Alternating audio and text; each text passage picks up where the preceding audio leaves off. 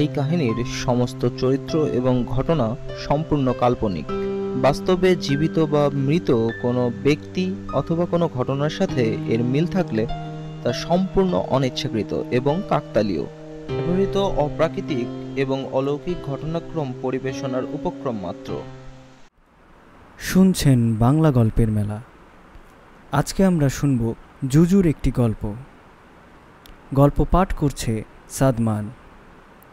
তাহলে চলুন আর দেরি না করে গল্পে যাওয়া যাক। সবাইকে স্বাগতম আজকের ঘটনাতে। আজকের ঘটনাটা একটু অস্বাভাবিক নয়, কারণ যাকে নিয়ে ঘটনা সে একটা অতি পরিচিত একটা জিনিস। তার ব্যাপারে আপনারা অনেক কিছুই শুনেছেন, অনেক কিছুই জেনেছেন।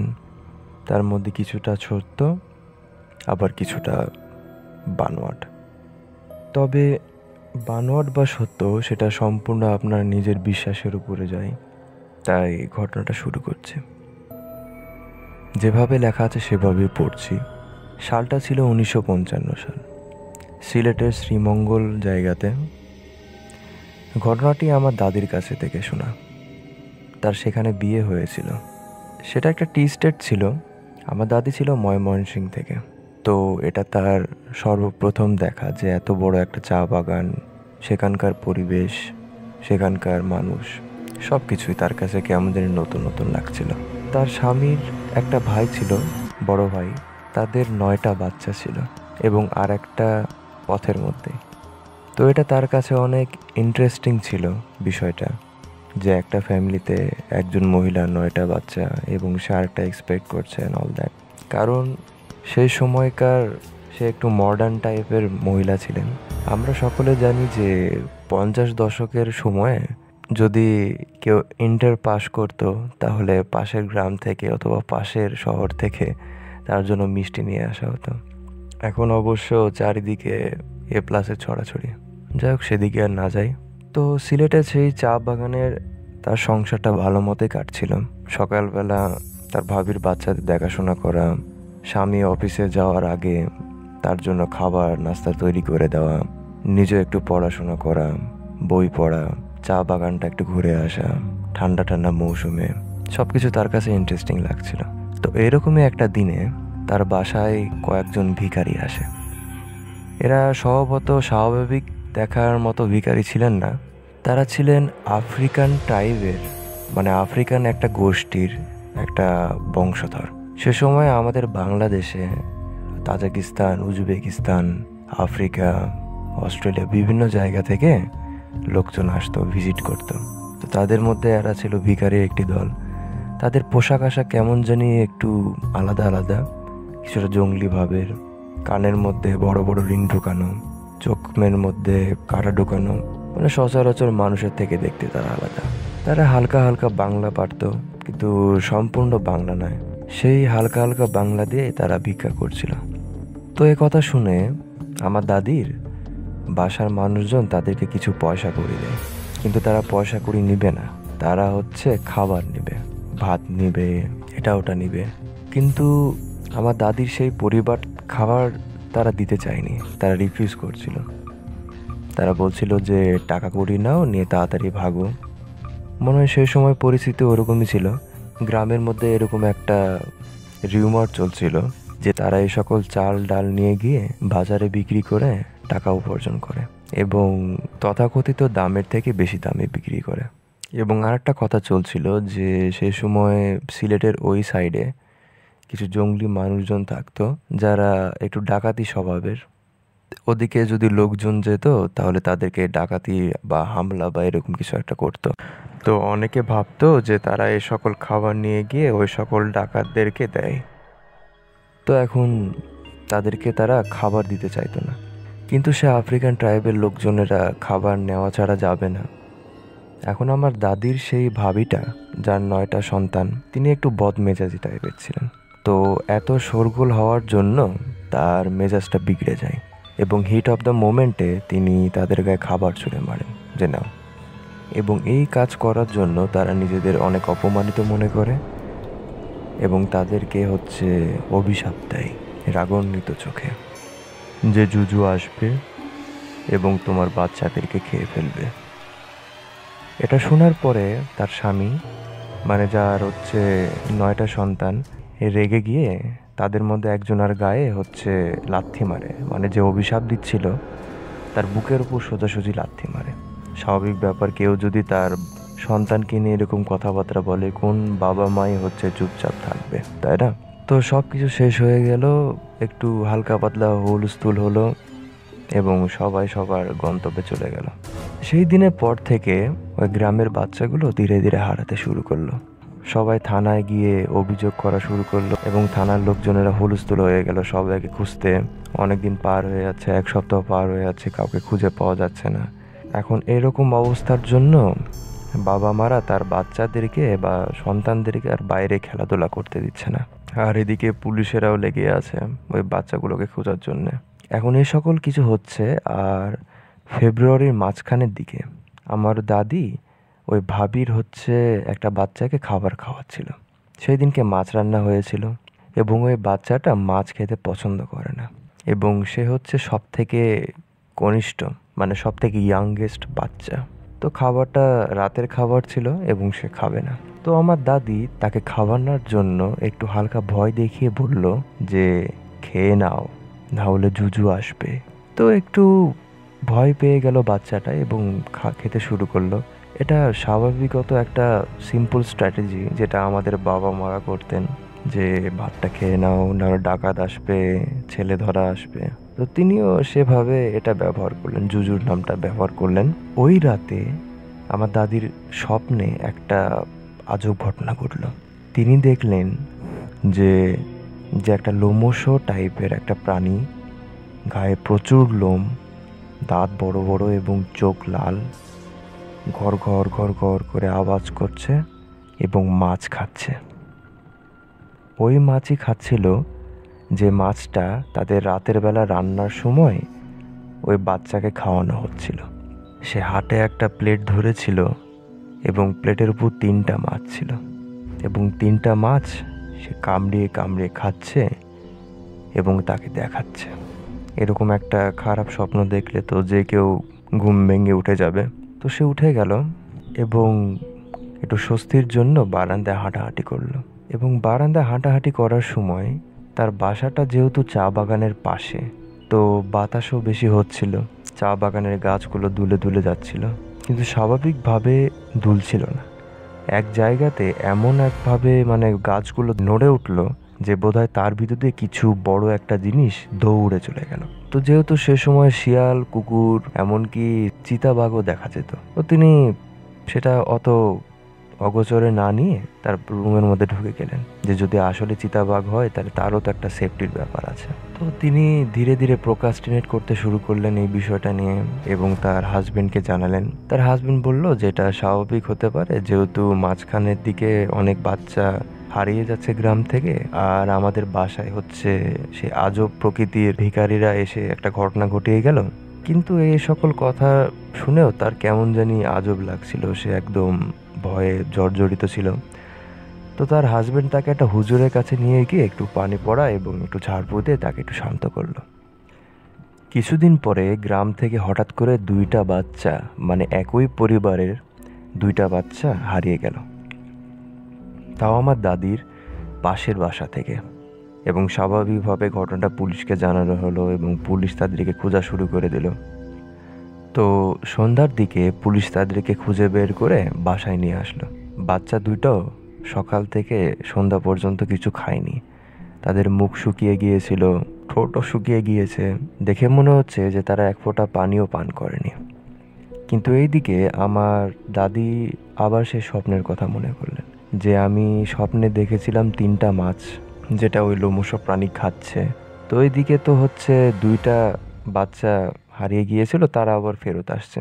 তো স্বাভাবিক লজিক দিয়ে তিনি নিজেকে আবার সান্ত্বনা দিলেন যে না, এটা সেদিনকে মনে হয় আমি ভয়ের জন্যই মনে হয় ভুলভাবে দুঃস্বপ্ন দেখেছিলাম। কিন্তু বাসায় আসার পর থেকে বাচ্চাগুলো কেমন জানি আজব আজব ব্যবহার করতে শুরু করলো। তারা কিছু খাচ্ছিল না, খেতে চাচ্ছিল না, এমনকি ছোট বাচ্চারা যে চকলেট পছন্দ করে সে চকলেটও তারা খেতে যাচ্ছিল না, জুস বা অন্যান্য মন্ডা মিঠাই কোনো কিছুই তারা খেতে যাচ্ছিল না। এমনকি জোর জবরদস্তভাবে যদি তাদেরকে খাওয়ানো হয়, খাবার পরে তারা কেমন জানি ভিতর থেকে বমি করে সবকিছু বের করে দিত। দেখে মনে হচ্ছিল যে তারা মানুষের কোনো খাবার খেতেই পারবে না, এরকম একটা ব্যাপার। তো এক দুপুরে তাদের মা রান্না করছিল, কিছুটা মাছ ছিল, কিছুটা সবজি। এখন এইদিকে মা রান্না করছে, ব্যস্ত আছেন, গরম চুলার পাশে বসে থেকে সেক দিচ্ছেন, মাছ ভাজছেন, তরকারি রান্না করছেন। এবং ওই সময়ে তিনি খেয়াল করলেন যে তাদের পাশে বসে থেকে কেউ একজন কটর মটর করে কিছু একটা খাচ্ছে। তিনি খেয়াল করলেন এবং যা দেখলেন সেটা দেখার জন্য তিনি মোটেও প্রস্তুত ছিলেন না। কারণ তিনি দেখলেন যে তাদের দুইটা বাচ্চা, যে বাচ্চাগুলো হারিয়ে গিয়েছিল এবং কিছু খাচ্ছিল না, তারা বসে থেকে কাঁচা মাছ চিবিয়ে চিবিয়ে খাচ্ছে, কাটা সহ সব কিছু চিবিয়ে চিবিয়ে গিলে গিলে খাচ্ছে। এটা দেখে তাদেরকে একটু শাসন করে বকা দিয়ে তাদের মুখ থেকে সেই কাঁটাযুক্ত মাছগুলো সরিয়ে নিয়ে দেখা গেল তাদের ঠোঁট কেটে গিয়েছে, গা হাত পা হাতও কেটে গিয়েছে, ছোট বাচ্চা যেহেতু, তো সব কিছু কেটে গিয়েছে, ছিলে গিয়েছে, রক্ত পড়ছে, অবস্থা প্রচুর খারাপ। এই সব কিছু দেখে তাদের বাবা মা অনেক ভয় পেয়ে গেলেন। এবং যেহেতু তারা কাঁচা মাছ খাচ্ছিলেন এবং মাছের কাঁটাগুলো গলায় ফুটে গিয়ে বিভিন্ন জায়গা থেকে একটু রক্ত পড়তে শুরু করেছে, একটু খাম হয়ে গিয়েছে গলার ভিতরে, তো তারা দৌড়ে তাদেরকে হাসপাতালে নিয়ে গেল। এবং হাসপাতালে নিয়ে যাওয়ার পরে তাদেরকে অপারেশন করে গলা থেকে সব কিছু বের করা হলো অ্যান্ড ক্যাথেটার দিয়ে গ্লুকোজ দিয়ে তাদেরকে ঘুম পাড়িয়ে দেওয়া হলো। এবং হাসপাতালে গিয়ে তারা বুঝতে পারে যে তাদের যে দুইটা বাচ্চা এরকম অবস্থা হয়েছে, সেরকমভাবেই পাশের বেডে আর একটা ফ্যামিলির একটা বাচ্চা সেম কেসের জন্য বেডে শুয়ে আছে, যে ওই বাচ্চাটা কাঁচা মাছ খাওয়া শুরু করে দিয়েছে অ্যান্ড সেম ইনসিডেন্টের জন্য তারা হাসপাতালে আসছে। তাহলে ইনাদের দুইটা বাচ্চা এবং তাদের একটা বাচ্চা, মোট 3টা বাচ্চাই হলো। কিন্তু এই ব্যাপারে আমার দাদি জানতেন না, তিনি শুধু তাদের পাশের বাসার যে 2টা বাচ্চার সাথে ইনসিডেন্টটা ঘটেছে সেটাই জানতেন। তো এই দিকে বাচ্চার বাবা মারা রাতে তাদের পাশে ছিলেন এবং পাশে বসে থাকতে থাকতে তাদের ঘুম চলে আসে, তারা ঘুমিয়ে যান এবং মধ্যরাতে তাদের ঘুম ভাঙে। এবং ঘুম ভাঙার পরে তারা খেয়াল করেন যে তার বাচ্চাগুলো বেডের উপর নেই। তারা হাসপাতালে তথমত করে খোঁজা শুরু করলেন, চারিদিকে খোঁজা শুরু করলেন যে কোথায় আছে, কোথায় গিয়েছে। তারা বাথরুমের দিকে গেলেন যে সেখানে হয়তো তাদের টয়লেট পেয়েছিল এবং তারা সেখানে টয়লেট করতে গিয়েছে। কিন্তু ক্যাথেটার খুলে যাই হোক তারা টয়লেটের দিকে গেলেন এবং যা দেখলেন সেটা দেখে বাচ্চার বাবা মা দুইজনই অজ্ঞান হয়ে গেলেন। তারা তাদের 2টো বাচ্চাকে পেলেন একদম ভয়ানক অবস্থাতে।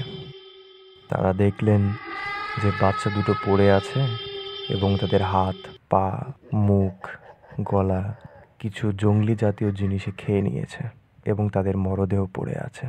এসব কিছু ঘটার পর গ্রামের ভিতরে মানুষের মধ্যে একটা আতঙ্ক ছড়িয়ে গিয়েছিল যে তাদের বাচ্চাগুলো কেমন জানি এরকম ভয়ানকভাবে মৃত্যুবরণ করছে। আর পূর্বের যতগুলো বাচ্চা হারিয়ে গিয়েছে তাদের তো কোনো খোঁজ খবরই পাওয়া যাচ্ছে না। তো হাসপাতালে 3টা বাচ্চা ছিল সেম ইনসিডেন্টের, তার মধ্যে 2টা বাচ্চার এরকমভাবে মর্মান্তিকভাবে ইন্তেকাল হলো। তো একটা বাচ্চার কিছু হয়নি, সে সারা রাত ঘুমিয়েছিল, তাকে সুস্থ করে নিয়ে এসে হাসপাতাল থেকে বাসায় আনা হলো।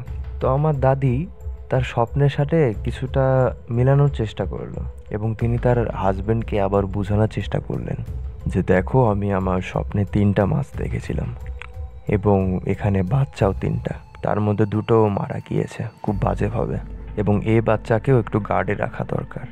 তো তার হাজবেন্ড এবার এই বিষয়টা একটু সিরিয়াসভাবে নিল এবং গ্রামের যতগুলো মুরব্বি হুজুর যা ছিল সবার সাথে এই বিষয়টা নিয়ে আলোচনা করলো। মানে ঘটনাগুলো ধীরে ধীরে মিলে যাচ্ছে।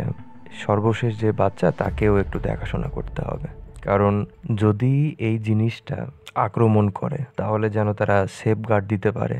এবং তাদের মধ্যে অনেকজন আবার একটু সাহসী টাইপের লোক ছিল, তারা ভাবলেন যে যদি আক্রমণ করে তাহলে এবার এই জিনিসটিকে ধরে নিব।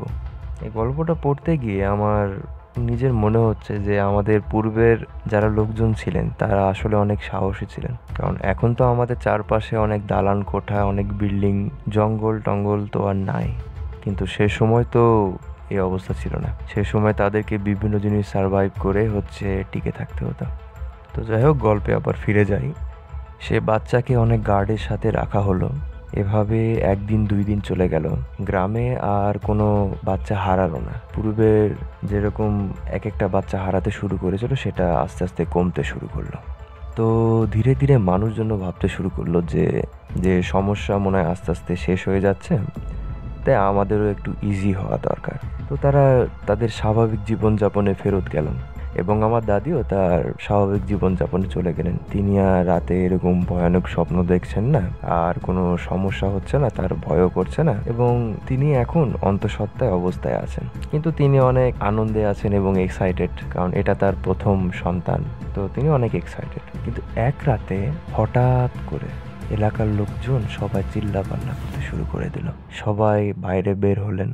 আমার দাদিও ধীরে ধীরে একটু বাইরের দিকে আসলেন।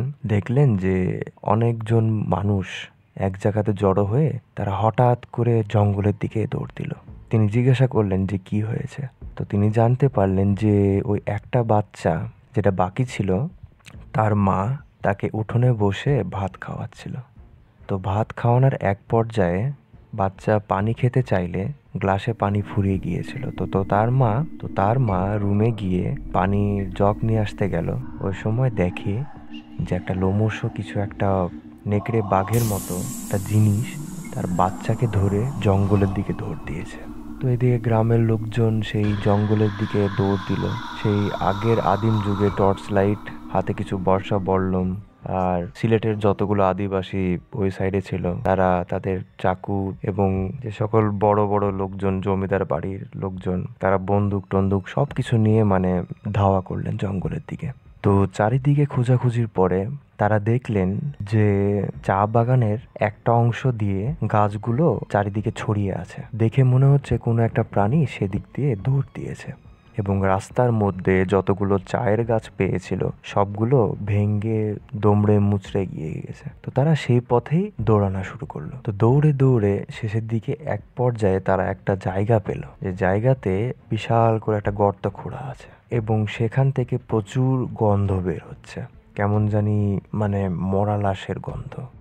অনেক দিন ধরে আছে সেখানে, বোধহয় পচে গিয়েছে, এরকম একটা গন্ধ। তো তারা লাইট মেরে দেখলেন, এবং যা দেখলেন সেটা খুবই, যে আমি চাইবো না যে কেউ এরকম দৃশ্য দেখুক। তারা দেখলেন যে সেখানে অনেক হিউম্যান বডি পার্টস পড়ে আছে, এবং সবগুলোই বাচ্চাদের বডি পার্টস। কারো হাত, কারো পা, কারো কিছু কিছু অংশ অনেক দিন ধরে ছিল, যার কারণে পচে গিয়েছে এবং সেখান থেকে গন্ধ বের হচ্ছে। এখন সেই গ্রামবাসীরা যারা ওখানে উপস্থিত ছিলেন, যারা ওই জিনিসটাকে ধাওয়া করছিল, তাদের মধ্যে অনেকে তাদের সন্তান হারিয়েছেন। তারা বসে কান্নাকাটি শুরু করলেন, মাথায় হাত দিয়ে কান্নাকাটি শুরু করলেন। কেউ তো গড়াগড়িও শুরু করলেন, চিল্লাপাল্লা শুরু করলেন, কারণ অনেকে ভেবে নিয়েছেন যে হতে পারে এই মরা লাশগুলোর মধ্যে তাদের সন্তানও আছে। তো পুলিশ আসলো, তদন্ত হলো, সব কিছুই হলো, কিন্তু কোনো মানুষের দ্বারা এরকম কাজ কারবার করার কোনো হুদিস পেল না। আর সে সময় যেহেতু চিতাবাঘের একটা ভয় ছিল সিলেটের ওই সাইডে, কিন্তু চিতাবাঘও এরকম কাজ কারবার করে না, তার ভিকটিমগুলোকে এক জায়গায় নিয়ে গিয়ে রাখবে এভাবে। তারা বুঝতে পারলেন যে এটা স্বাভাবিক কোনো কিছুর কাজ না। এখন এতগুলো লাশ কি করবে তারা? যেভাবে হোক সেগুলোর জানাজা বা যেভাবে হোক তারা জিনিসটা শেষ করলো, কারণ সেই মরদেহগুলোর অবস্থা এমন ছিল যে তাদের অনেকগুলোরই চেহারা চেনা যাচ্ছিল না, যে কার মরদেহ এবং কোন ফ্যামিলির বাচ্চার মরদেহ। তো এই ইনসিডেন্ট ঘটার অনেক দিন পার হয়ে গেল, মাঝখানে এরকম গুরুতর কোনো কিছু আর হলো না। আমার দাদি সম্পূর্ণভাবে 6-7 মাসের বাচ্চা নিয়ে এখন অন্তঃসত্ত্বায় অবস্থায় আছেন, এবং তিনি তার বাচ্চার সঠিক পরিচর্যা করার জন্য তার শ্বশুরবাড়িতে আর থাকতে চাইলেন না, এবং তার হাজব্যান্ডও বললেন যে তুমি এখানে থেকো না, এখানে যেহেতু অনেক সমস্যা হচ্ছে এবং বলা যাচ্ছে না, একবার পরিস্থিতি স্বাভাবিক হচ্ছে দিয়ে আবার পরিস্থিতি ভয়ানক হয়ে যাচ্ছে। তো তাকে আবার ময়মনসিংহে নিয়ে যাওয়া হলো তার বাবার বাসায়, তাকে যেন ভালো মতো টেক কেয়ার করা যায়। তো স্বাভাবিকভাবে কোনো ঘটনা আলাদাভাবে ঘটলো না, তার স্বাভাবিক ডেলিভারি হলো। এখন স্বাভাবিক ডেলিভারি হওয়ার পরে বাচ্চা জন্মের পর থেকে প্রচুর কান্নাকাটি করা শুরু করলো। এটা একটা নর্মাল বিষয় যে বাচ্চারা যদি জন্মের পরে কান্নাকাটি না করে তাহলে ডাক্তাররা মনে করে নেন যে বাচ্চার মনে হয় ভোকাল কর্ডে কোনো প্রবলেম আছে, অথবা সে মিউট অথবা ডেফ, এরকম টাইপের কিছু একটা। তো সে কান্নাকাটি করতো প্রচুর, মাঝে মাঝে থামতো। যখন সে খাবার খাচ্ছে সে সময় চুপচাপ থাকতো, আবার যখন সে ঘুমাচ্ছে সে সময় হচ্ছে চুপচাপ আছে। কিন্তু যখন জেগে আছে অথবা একা আছে সে সময় এমনি এমনি মানে স্বাভাবিক বাচ্চার মতো না, মানে গলা ভেঙে ভেঙে কাঁদতো।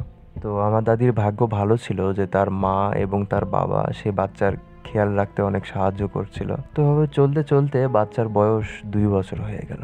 এখন 2 বছর যখন হলো এবং ধীরে ধীরে বাচ্চার কান্নাও কমতে শুরু করলো, কিন্তু বাচ্চার মধ্যে একটা অস্বাভাবিক একটা আচরণ দেখা গেল। যেদিন থেকে বাচ্চার ভাতের দাঁত উঠেছে, মানে দুধের দাঁত চলে গিয়ে ভাতের দাঁত আসা, সে সময় থেকে বাচ্চাটা প্রচুর মাছ পছন্দ করত। সে মাংস বা অন্য কিছু খেতে চাইতো না, মাছটা প্রচুর পছন্দ করত। যেই দিনকে বাসায় মাছ রান্না হবে সেদিনকে সে একদম আনন্দে খুশিতে জমিয়ে মাছের তরকারি দিয়ে ভাত খাবে। তো আমার দাদি মনে করলেন যেহেতু তারও হালকা পাতলা একটু মাছ পছন্দ এবং তার হাজবেন্ডেরও একটু মাছ পছন্দ, তো সেই অনুপাতে মনে হয় তো তার বাচ্চারও মনে হয় মাছের প্রতি একটা অ্যাট্রাকশন চলে আসছে। কিন্তু স্বাভাবিক মানুষের মতো এরকম মাছের পছন্দ না।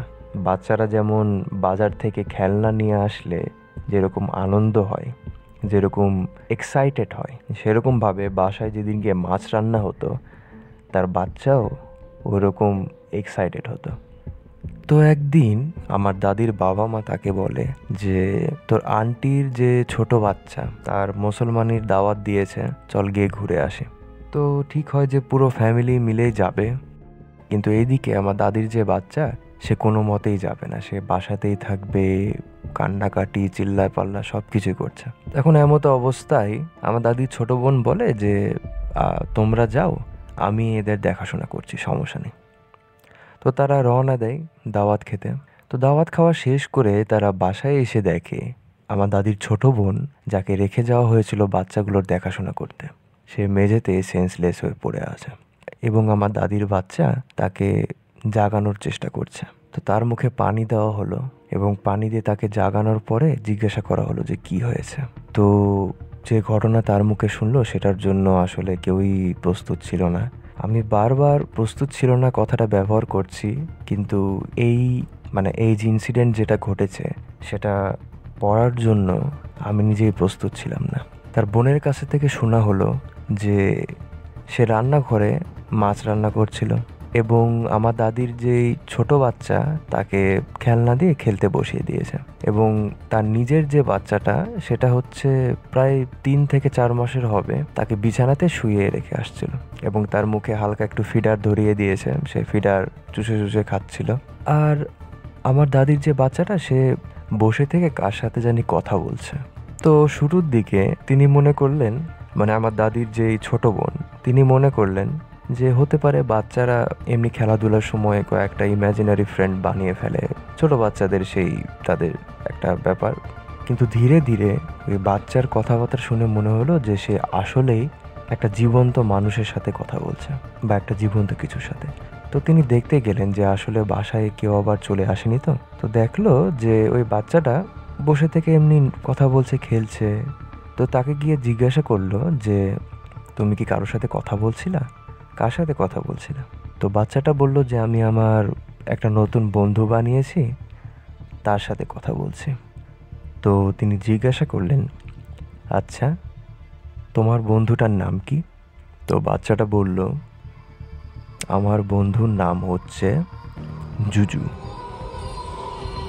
তো এই কথাটা শুনে সে অবাক হয়ে গেল যে এই নাম তো তার জানার কথা না, কারণ যতগুলো ইনসিডেন্ট ঘটেছিল সবগুলো তার জন্মের আগে ঘটেছে।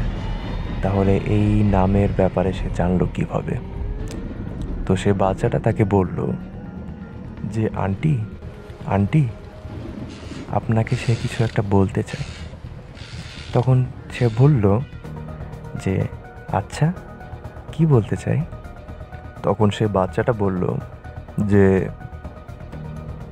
জুজু খাচ্ছে, চিবিয়ে চিবিয়ে খাচ্ছে। এবং সাথে সাথে পাশের রুম থেকে তার যে 4 মাসের বয়সের যে একটা বাচ্চাকে বেডের উপর ঘুমাতে রেখে দিয়ে আসছিল, সে কেঁদে উঠল, সে চিল্লাপাল্লা করছে। তিনি এক দৌড় দিয়ে সেখানে গেলেন এবং গিয়ে দেখলেন যে ওই বাচ্চাটার হাতের এক অংশ থেকে পুরো কি জানি একটা খেয়ে ফেলেছে। তো নিজের বাচ্চাকে যদি এমনভাবে দেখে, এরকম একটা ভয়ঙ্কর অবস্থায় দেখে যে তার বাচ্চার হাতের অংশটুকু খেয়ে ফেলেছে এবং তার বাচ্চা কাঁদতে কাঁদতে কষ্টে জর্জরিত অবস্থায় শুধু চিল্লাচ্ছে, চেঁচিয়ে যাচ্ছে, তখন এত কিছু সে সহ্য করতে না পেরে তিনি সেন্সলেস হয়ে পড়ে গেলেন। তো এই সকল কথাবার্তা শোনার পরে আমার দাদি এবং উপস্থিত যারা ছিলেন তারা ভয়ে একদম কাতরিত হয়ে গেল এবং ওইদিকে আমার দাদির যে বাচ্চাটা, তার দিকে সবাই তাকালো এবং ওই বাচ্চাটা বলে উঠল, জুজুর খিদে পেয়েছে।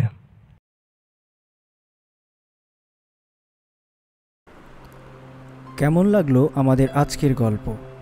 ছোট বড় বিভিন্ন ধরনের গল্প দিয়ে সাজানো আমাদের বাংলা গল্পের মেলা। আপনার যদি বাংলা গল্প পড়তে এবং শুনতে ভালো লাগে, তাহলে বাংলা গল্পের মেলার প্লেলিস্ট আপনার জন্য। পরবর্তীতে কী গল্প শুনতে চান তা আমাদের কমেন্ট বক্সে জানান। এখনও যদি আমাদের চ্যানেলটি সাবস্ক্রাইব করে না থাকেন, তাহলে আমাদের চ্যানেলটি সাবস্ক্রাইব করতে ভুলবেন না। সাথে থাকার জন্য ধন্যবাদ। দেখা হবে পরের কোনো এক গল্পে।